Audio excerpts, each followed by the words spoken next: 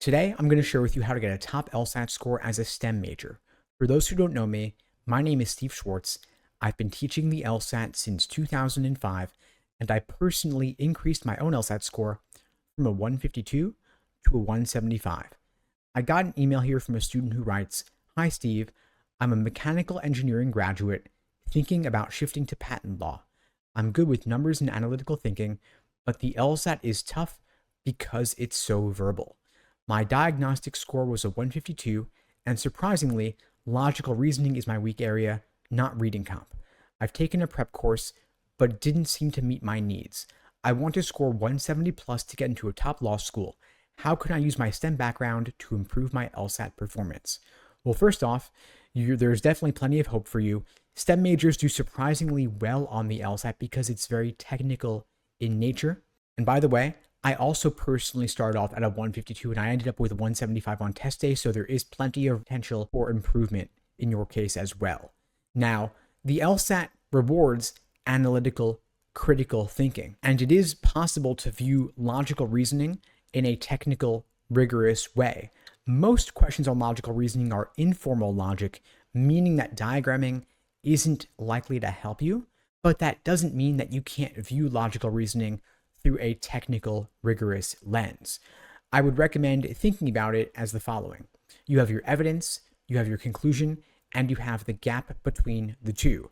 So you want to ask yourself, how is it possible for the evidence to be true, yet for the conclusion to be false? The extent to which you can exploit that gap is the so-called flaw in the argument or the underlying necessary assumption, depending on whether you give the arguer the benefit of the doubt or not.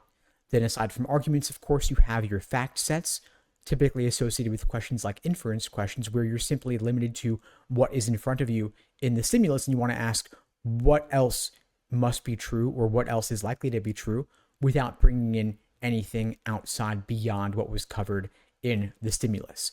So the same kind of technical, rigorous thinking that you apply in engineering does also apply to the LSAT. The LSAT is not a numbers-based test, of course, but it's not as verbal as you might think. It's not as if we're looking to evaluate a lot of things for their tone or for their symbolism or anything like that. Most questions on the LSAT are actually a lot more straightforward.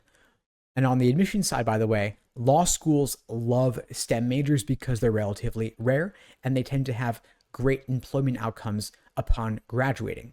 The fact that you have an engineering background certainly lends a lot of credence to the idea that you would actually go into patent law upon graduating, and it suggests that you have an aptitude for that sort of thing, which law schools, again, love to see.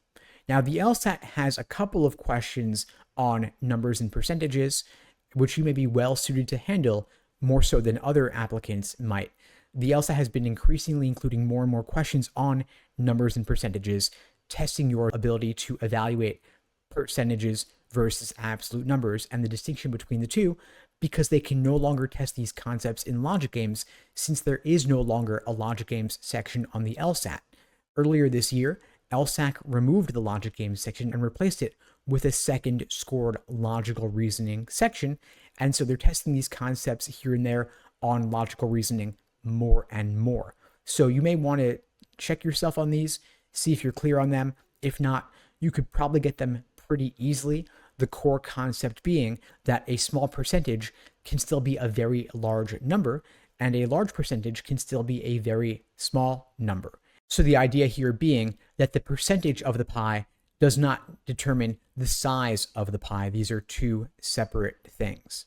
If you're finding, by the way, that the one-size-fits-all prep courses are not meeting your needs because you have a unique background relative to a lot of other pre-law students, you may want to consider one-on-one coaching, since it can be more personalized to your specific areas of need versus those of other students. At LSAT Unplugged, we offer private one-on-one coaching programs on a consistent basis where we'll support you now through test date with the same coach throughout the process. If you're interested in finding out more, you can check out the links below this video to book a call with me and my team.